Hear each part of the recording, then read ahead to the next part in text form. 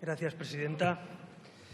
Señor Rajoy, señor candidato, señorías, en estos 10 minutos que me quedan intentaré hablar de algunas de las cosas que usted ha comentado y alguna que ha quedado en el tintero también.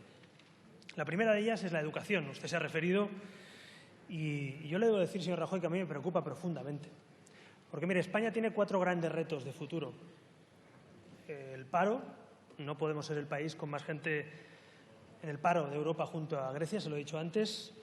La corrupción, no podemos tener instituciones donde se sospecha de corrupción y donde el Gobierno, legislativo, ejecutivo, en definitiva, están bajo sospecha de corrupción. Otra de ellas es la pobreza relativa de una parte de la población que ha perdido poder adquisitivo, que se ha quedado fuera de la cuneta o tirado en la cuneta con la crisis. Pero el cuarto gran problema de España es la educación. Y se ha demostrado que cambiar la ley de educación cada 4 años, han hecho ustedes 8 reformas legislativas en lo que va de democracia, ha conducido básicamente a esto. Campeones de fracaso escolar de Europa. Cambiar la ley cada 4 años de educación conlleva esto. Y, por tanto, ¿no creen que es momento de llegar a un gran pacto de educación, como hicieron en Finlandia, como han hecho en otros países europeos, para que la política educativa no sea la ley Wert o la ley del PSOE o la ley de no sé qué ministro y pase a ser la ley de España? ¿No creen ustedes que es necesario que con esta tasa de abandono escolar nos pongamos las pilas? Por eso algunos dicen que somos muy pesados con la educación. Y yo debo decirles que si pudiera y tuviera más tiempo sería más pesado. Primero como diputado y luego como padre, porque a los que tenemos hijos nos preocupa también esto. Así que yo haré mucho hincapié en esta legislatura, señor Rajoy, si se pone en marcha, en ese pacto por la educación, en que nos pongamos de acuerdo en una ley educativa que seguramente no es la que le guste a usted, que no será la que me guste exactamente a mí, que no será exactamente la que le gusta al señor Sánchez, pero será mejor ley que la que cambia cada 4 años. Tendrá mejor resultado. Y además modernizar la educación, por ejemplo, con el inglés junto al español, que es la segunda lengua hoy que más se habla en los principales países del mundo. Creo que es un avance, garantizando también, por supuesto, las lenguas cooficiales, esa riqueza cultural que tenemos, no para tirárnosla por la cabeza, no para imponerla, sino para disfrutarla.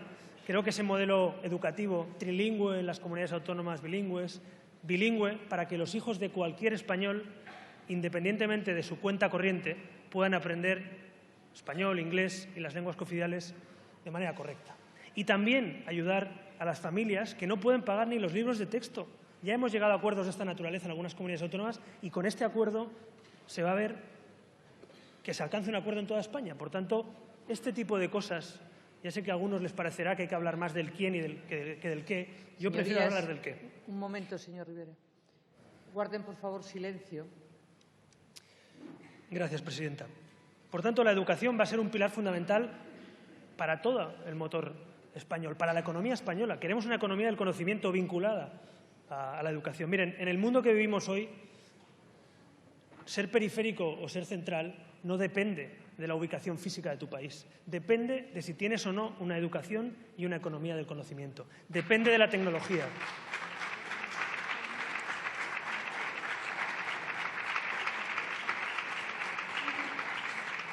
Es lo único que puede explicar que países como Singapur tengan mucha mejor educación que nosotros.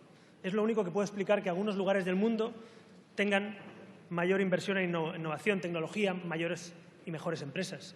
Hoy nosotros, que no tenemos petróleo, que no tenemos materias primas, nuestra materia prima es, en este caso, la educación y los recursos humanos. El capital humano es el futuro de España. Si nos ponemos las pilas y no somos conformistas y comodones y empezamos a reformar todo eso que no se ha hecho en 30 años, a lo mejor algún día nos parecemos a los países que hoy tienen los mejores sistemas educativos. Pero para llegar allí hay que empezar ya. El futuro empieza hoy, no empieza de aquí 10 años otra vez.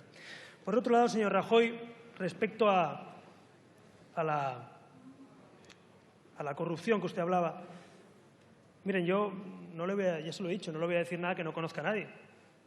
Nosotros creemos que sería mejor para España un nuevo gobierno, un nuevo presidente, un gobierno limpio, sin ninguna sospecha de corrupción. No nos gusta que el partido que va a gobernar España, si sale adelante esto, esté inmerso en un proceso de imputación por corrupción política. No nos gusta, pero ni a nosotros seguramente ni a sus votantes. Estoy convencido. Ahora bien, la pregunta es, si no hay renovación, porque así lo han decidido en el Partido Popular, y si el Partido Socialista no quiere sentarse en una mesa para buscar un consenso y un gobierno amplio, Yo a los que critican la alternativa o el plan B, que es un gobierno en minoría del Partido Popular, les pregunto qué quieren. ¿Qué quieren? ¿Terceras? ¿Y por qué no cuartas? Que nadie esté pensando en unas terceras vacaciones. Que nadie esté pensando en unas terceras vacaciones. Así que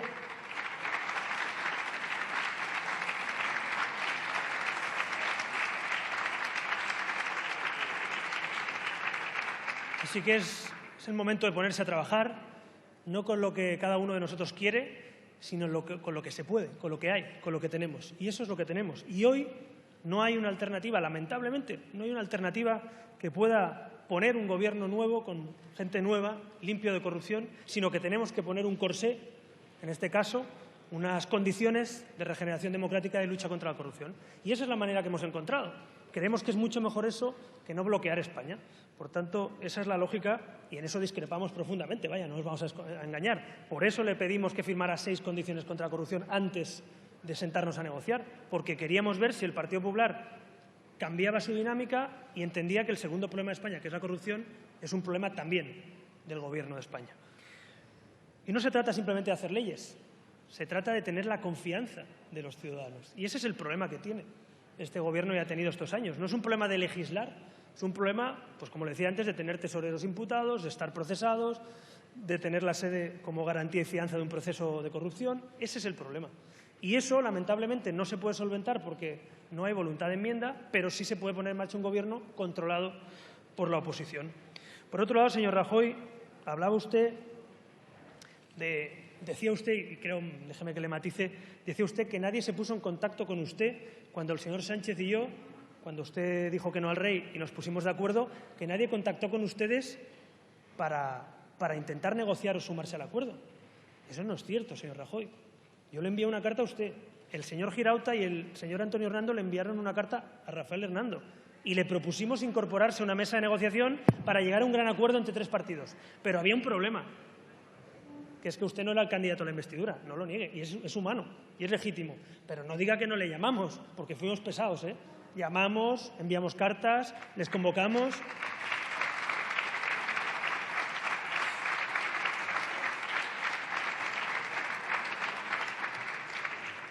Por tanto, me parece humano y legítimo decir no, yo no quería sumarme porque no era el candidato. Bueno, pues eso es humano. Yo creo que no es bueno para España porque ponemos a las personas por delante de los gobiernos y de las reformas, pero en todo caso es humano y comprensible, aunque no lo comparta, ¿no? Y finalmente, respecto a un tema que se ha hablado poco, pero yo creo que destacar aquí, del acuerdo y también de la política que queremos llevar a cabo, que es la política internacional. La política internacional, que lógicamente cada partido tiene su posición, pero creo que tiene que tener una posición de Estado. Que España tiene que tener un papel en el mundo que no sea del gobierno conservador o del partido de centro o del Partido Socialista, que sea de España. Y eso creo que es algo que hay que poner los pilares también para que sea así, ¿no? Para que no nos tiremos los platos por la cabeza en un tema tan importante. Por eso creo que es importante que se recoge, a petición de Ciudadanos en el acuerdo, cumplir los compromisos con los refugiados de guerra, los compromisos, en definitiva, con los que nos hemos comprometido con Europa. Se pone también en valor la política internacional, la OTAN, para seguir participando y refortaleciendo los vínculos con la organización de la OTAN y la defensa y la seguridad de nuestro país. El terrorismo internacional no se combate de manera local, se combate de manera internacional. Yo le decía antes al señor Iglesias que le propondremos un pacto contra la corrupción. Aprovecharé esa visita para ver si consigo que firmen el pacto contra el terrorismo también, ¿no? Sería bueno, porque la política contra el terrorismo no debe depender de un partido político o de otro, sino debe ser de Estado. Así que el pacto antiterrorista...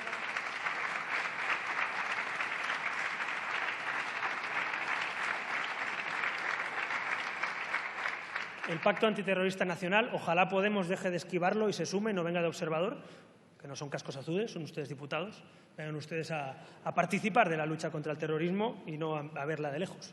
Y por otro lado, finalmente, la política también en Latinoamérica.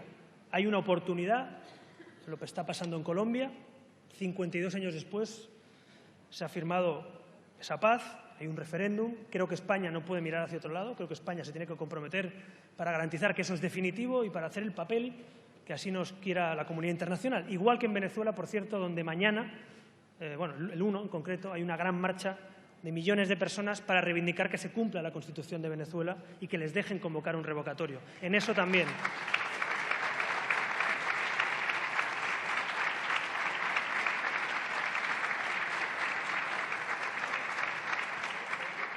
Igual que vemos con preocupación que a Cuba no llegue la democracia, igual que vemos, en definitiva, a todos los compatriotas latinoamericanos que, en definitiva, son también parte de nuestra cultura común. En definitiva, señor Rajoy, como usted ha dicho, yo no he venido a hacer amigos a la política, no tengo ningún problema en tenerlos, también se lo digo. No hemos venido a hacer amigos, hemos venido a trabajar, si además hay amistad mejor, como usted ha dicho, pero sobre todo hemos venido a trabajar porque estoy convencido de que los que se dieron la mano en la Constitución, en los pactos de la Moncloa, en la transición, yo no sé si eran amigos o no, pero fueron hombres de Estado, fueron personas responsables y, por tanto, señores, no nos pagan por ser amigos ni comentaristas, nos pagan por trabajar por los españoles. Muchas gracias.